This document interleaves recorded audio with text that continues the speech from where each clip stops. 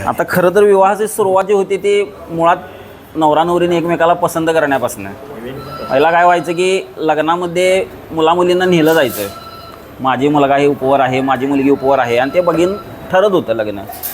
मग काळ बदलला, आता मुलामुलींनाच व्याप इतके वाढले की ते जाणं बंद झालं. पण त्यामुळे पर्यायानं वधूवर सूचक संस्था उभी राहिली.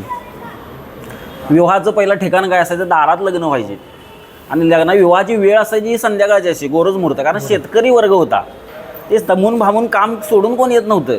आत्तासारखं टेक्नॉलॉजी काय नव्हती किंवा तांत्रिक काही नव्हतं, सगळं स्वतःला काम करायला लागायचं.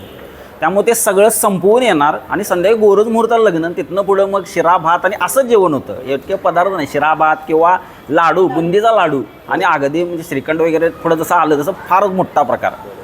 मग हे सगळं करायचं आणि मग ते वरात घेऊन मुलगा मुलगीकडे गेला असं तो घेऊन आपल्या गावी जायचा, असं सगळं होतं. मग जसं ठिकाण बदललं, ठिकाण काय बदललं तर कार्यालय आली, कार्यालयाची आली हॉटेल्स आली, आणि हॉटेल्सची आल्या तर रिसॉर्ट्स आली, डेस्टिनेशन वेडिंग चालू झालं.